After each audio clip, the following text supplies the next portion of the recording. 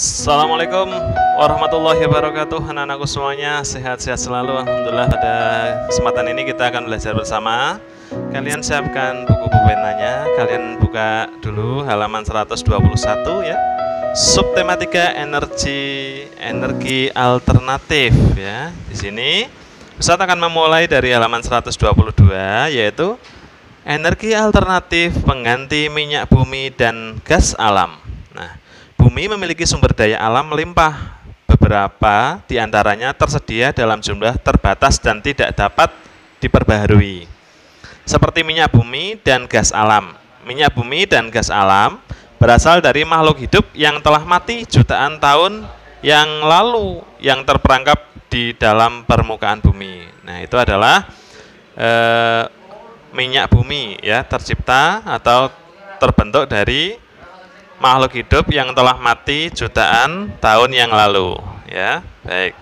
Kemudian kebutuhan manusia terhadap minyak bumi dan gas ini semakin meningkat, maka manusia memerlukan mencari energi alternatif sebagai pengganti minyak bumi dan gas alam. Nah, anak-anak, energi alternatif atau energi terbarukan adalah energi yang berasal dari alam.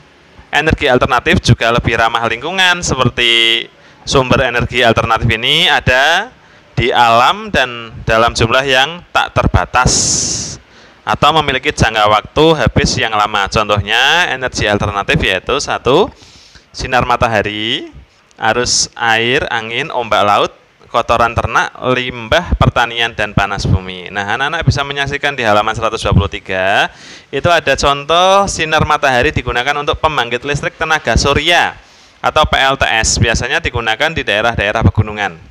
Nah, kemudian ada gas metana dari kotoran hewan ternak digunakan sebagai bahan bakar. Nah, gas yang terbuat dari kotoran hewan ini bisa menjadi sebuah gas untuk menyalakan api di kompor gas, anak-anak. Nah, kemudian ada juga arus air sungai dimanfaatkan untuk pembangkit listrik tenaga air atau PLTA, seperti yang ada di gambar di layar. Nah, ada juga panas bumi dimanfaatkan untuk pembangkit listrik tenaga panas bumi.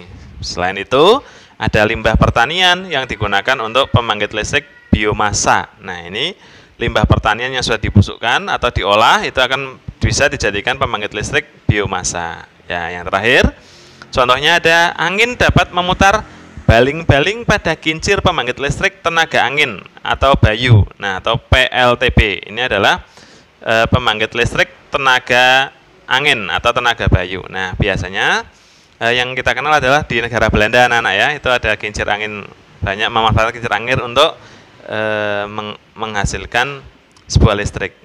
Nah, sumber energi alternatif ini mudah ditemukan karena ketersediaannya yang melimpah di alam. Nah, Ustadz akan menerangkan kelebihan dan kekurangan energi alternatif. Anak-anak bisa menyimak di halaman 124. Yang pertama, kelebihannya itu dapat digunakan terus-menerus karena tidak akan habis. Nah, berbeda dengan minyak, kemudian itu bisa habis dan tidak bisa diperbaharui lagi. Kemudian yang kedua, beberapa sumber energi alternatif itu menghasilkan energi yang besar, nah, seperti PLTA, PLTU ya, menghasilkan energi yang besar. Dan tentunya ramah lingkungan ya. Namun ada kekurangannya dari tenaga alternatif. Yang pertama, dibutuhkan biaya yang besar untuk membangun sarana pemanfaatan energi alternatif, misalnya pembuatan PLTA, pembangkit listrik tenaga air. Jadi kekurangannya biayanya yang cukup besar ya. Tetapi kalau sudah jadi, tentunya juga manfaatnya sangat besar juga ya. Kemudian yang kedua, jumlah energi alternatif dipengaruhi oleh musim. Misalnya jumlah air meningkat saat musim hujan, tetapi berkurang saat musim kemarau, sehingga ketika musim hujan ya, airnya bisa memutar rotor ya, kincirnya bisa memutar dinamo untuk menghasilkan listrik. Tetapi ketika di musim panas, listriknya akan tidak terlalu terang karena air yang ada di sungai tidak terlalu banyak. Nah, itu kelebihan dan kekurangan dari energi alternatif. Nah, anak-anakku semuanya, kita melanjutkan pada halaman 112 ya. Di situ ada sumber daya alam dan pemanfaatannya. Nah, di situ ada sebuah gambar minyak dari buah jarak sebagai bahan bakar alternatif pengganti solar. Nah, Indonesia memiliki berbagai macam sumber daya alam. Salah satunya adalah tumbuhan jarak. Anak-anak pernah lihat enggak tumbuhan jarak? Kalau belum lihat, Ustaz tampilkan ya di layar kaca tumbuhan jarak seperti apa. Nah, buah jarak ini menghasilkan minyak yang dapat digunakan sebagai bahan bakar. Nah, minyak jarak ini merupakan sumber energi alternatif ya. Kemudian banyak industri kecil ini yang berhasil mampu mengolah, memberikan lapangan pekerjaan baru. Nah, ada juga industri ini mengolah pohon jarak menjadi minyak gosok ya, minyak gosok. Nah, berkat tumbuhan jarak, masyarakat dapat memenuhi kebutuhannya. Nah, ini adalah salah satu penemuan energi alternatif dari pohon jarak yang diambilnya, yaitu buahnya diolah menghasilkan sebuah minyak, bisa untuk menggantikan solar dan juga untuk membuat minyak gosok ya. Nah, baik anak-anakku semuanya, untuk selanjutnya pelaksanaan hak dan kewajiban, masih di halaman 125, pelaksanaan hak dan kewajiban dalam pemanfaatan energi. Nah, ingatkah kamu perbedaan antara hak dan kewajiban? Masih ingat ya? Hak merupakan segala sesuatu yang harus kita peroleh, sedangkan kewajiban merupakan segala sesuatu yang harus kita lakukan. Misalnya, pemanfaatan sumber energi harus sesuai dengan hak dan kewajibannya. Nah, salah satunya di sini adalah contohnya adalah air. Nah, setiap manusia memiliki hak mendapatkan air untuk mandi, minum, dan mencuci. Namun kita juga memiliki kewajiban menghemat penggunaan air. Gunakan air sesuai kebutuhan. Menghemat penggunaan air adalah kewajiban kita semua. Kita harus melaksanakan hak dan kewajiban dengan seimbang agar kehidupan menjadi harmonis. Nah, itu kita bisa memanfaatkan air adalah hak kita untuk mengolah air yang ada di tempat kita. Nah, bisa menggunakan ini air dari pemerintah atau PDAM ya, atau juga bisa menggunakan air sumur ya. Baik anak-anakku semuanya, setelah itu kita akan melanjutkan kembali pada halaman 128 ya. Di situ ada energi alternatif ramah lingkungan. Nah, di sini sangat menarik anak-anak. Nah, ini ternyata tumbuhan juga dapat dimanfaatkan sebagai energi alternatif. Salah satunya adalah kentang. Ya, kentang merupakan umbi batang yang dapat dimanfaatkan sekaligus menjadi energi alternatif. Nah, untuk dapat menjadi energi alternatif mengganti baterai. Lakukan percobaan berikut. Nah, ini kalau kalian berangkat enak nih, bisa melakukan percobaan karena ini kita masih belajar tatap muka melalui online ya. Nah, ternyata kentang ya, kesimpulannya kentang bisa dijadikan energi alternatif sebagai pengganti baterai. Nah, itu ada gambarnya. Ya, kentang kemudian dijepit lempengan seng, itu kemudian sengnya kutub positif dan negatif ditempelkan pada lampu LED LED, nanti akan menyala. Nah, di halaman 129 ya, itu kentangnya ada 3 anak-anak, sehingga semakin banyak kentang yang digunakan, maka energi listrik yang dihasilkan akan semakin banyak. Nah, kalau di halaman 128 energi listrik yang dihasilkannya lebih sedikit karena yang dipakai hanya satu buah kentang saja ya. Itu untuk selanjutnya anak-anakku semuanya, kita melompat. Kalian juga bisa membuka halaman 134 ya. 134 ini ada teks petunjuk dalam bentuk poster. Nah, kamu sudah mengenal ya teks petunjuk untuk pembelajaran sebelumnya, yaitu di sini ada langkah-langkah membuat poster petunjuk hemat energi. Nah, di situ ada 4. Yang pertama, tentukan isi poster sesuai dengan tema menghemat energi. 2, siapkan kertas berwarna karton, spidol, warna, dan hiasan berupa gambar. Ingat, warnanya harus warna yang yang cerah. Kemudian gunakan bahasa yang santun dan menarik. Yang keempat, tulislah teks petunjuk penggunaan spidol warna agar menarik. Nah, anak-anak bisa coba berlatih di rumah membuat poster ya. Misalnya tentang hemat energi, silakan. Anak-anak bisa berkreasi di rumah, bisa dengan orang tuanya ya. Oke. Untuk selanjutnya anak-anakku semuanya, di halaman 136 itu ada pemanfaatan sumber daya alam untuk kesejahteraan masyarakat. Ya. Indonesia memiliki banyak tumbuhan yang dapat dimanfaatkan. Contohnya itu adalah singkong. Tumbuhan singkong ini menghasilkan singkong yang dapat diolah menjadi makanan, anak-anak ya.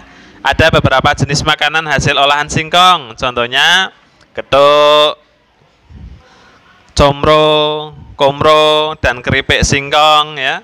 Kemudian ya keripik singkong, kemudian banyak ragamnya ya. Dari tanaman singkong ini diolah menjadi sebuah makanan.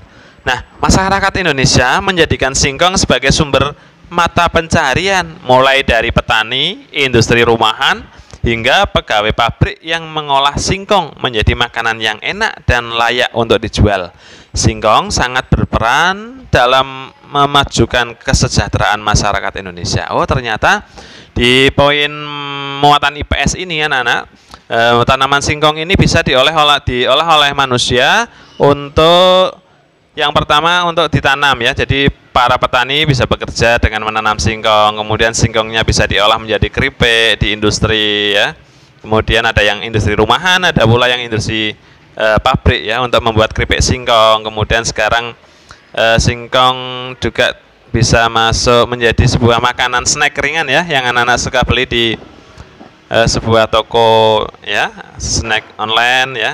Itu singkong. Kemudian selain buahnya ada juga ini apa namanya, daunnya. Daun singkong ini juga bisa diolah oleh masyarakat untuk dijadikan sayur. Nah, sayur daun singkong, nah, itu juga sangat enak anak-anak. Nah, itu adalah pengolahan singkong oleh masyarakat sehingga dapat mewujudkan kesejahteraan masyarakat kita. Nah, selanjutnya untuk selanjutnya anak-anakku, kalian bisa buka halaman 138 ya. Di sini ada bernyanyi dengan baik dan benar, SPDP ya. Kita perlu mengetahui teknik bernyanyi yang baik. Berikut hal yang harus diperhatikan saat bernyanyi. Yang pertama, sebelum bernyanyi, lakukan pemanasan terlebih dahulu. 2. Teknik pernafasan penting dalam bernyanyi. Ada 3 teknik pernafasan ya, yaitu pernafasan dada, pernafasan perut, dan diafragma. Nah, teknik pernafasan yang baik saat bernyanyi adalah pernafasan diafragma. Yang ketiga, sikap tubuh yang baik adalah berdiri tegap, sehingga kita ketika mengambil nafas akan lancar. Nomor 4, penguasaan artikulasi dengan mengucapkan huruf vokal A, I, U, E, O. Itu harus jelas. Dan yang 5, minum air hangat dan tidak terlalu banyak mengkonsumsi gorengan agar tenggorokan tidak sakit. Nah, agar suara kita bagus ya, minumlah air hangat dan kurangilah mengkonsumsi gorengan. Nah, selanjutnya anak-anakku, kita lanjut kepada pembelajaran yang ke-6, yaitu gagasan pokok dan gagasan pendukung pada teks petunjuk. Di sini ada salah satu contoh. Salah satu tumbuhan yang dapat dijadikan sebagai sumber energi alternatif adalah buah lemon. Buah lemon mengandung elektrolit yang dapat menghasilkan listrik. Nah, gagasan pokoknya adalah buah lemon mengandung elektrolit yang dapat menghasilkan listrik. Gagasan pendukungnya, nah, salah satu tumbuhan yang dapat dijadikan sebagai sumber energi alternatif adalah buah lemon. Anak-anakku, ternyata selain kentang tadi ya, selain kentang ada juga buah lemon bisa dijadikan energi alternatif untuk menyalakan sebuah lampu. Tentunya bukan lampu yang berukuran besar, tetapi lampu yang berukuran kecil atau lampu LED. Nah, anak-anak bisa melihat gambarnya di halaman 140 atau yang ada di layar kaca. Itu adalah gambar pemanfaatan energi listrik dari buah lemon, anak-anak. Iya, baik. Nah, di halaman 140 pula di situ dijelaskan hak dan kewajiban sehari-hari. Penggunaan energi alternatif dapat mengurangi pencemaran. Menggunakan energi alternatif berarti telah memenuhi kewajiban memelihara lingkungan. Berikut kewajiban kita sehari-hari dalam memelihara lingkungan. Yang pertama, gunakan air sesuai kebutuhan ya. 2, menggunakan kendaraan hemat energi seperti sepeda, seperti punyanya Ustadz itu ya, naik sepeda. 3, tidak membuang limbah sembarangan ya, terutama di sungai, kemudian dimanapun tidak boleh, sehingga kita perlu mengolahnya. Yang keempat, gunakan sinar matahari untuk penerangan siang hari. Nah, ketika siang hari anak-anak tidak perlu menyalakan listrik ya, lampu-lampu di rumah dimatikan, cukup dengan sinar matahari, kemudian rumah kita buka jendelanya agar sinar mataharinya masuk. Itu adalah salah satu penghematan energi listrik, anak-anak. Nah, yang kelima, mengurangi penggunaan energi ya, terutama energi yang tidak dapat diperbaharui seperti minyak bumi, solar, pertamax ya. Kalau kita perginya dekat ya, jalan kaki saja sehat atau bersepeda. Tapi kalau memang jauh harus kita menggunakan sepeda motor ya. Nah, itu anak-anakku semuanya pembelajaran kita hari ini kurang lebih 16-17 menit. Video ini mudah-mudahan bermanfaat anak-anakku, dan semoga pandemi ini segera selesai dan kita semua bisa berkumpul belajar bersama bertatap muka di sekolah ya. Terima kasih, jangan lupa tulis komentar, tulis nama kalian ya. Terima kasih, semoga bermanfaat. Kurang lebihnya mohon maaf. Assalamualaikum warahmatullahi wabarakatuh.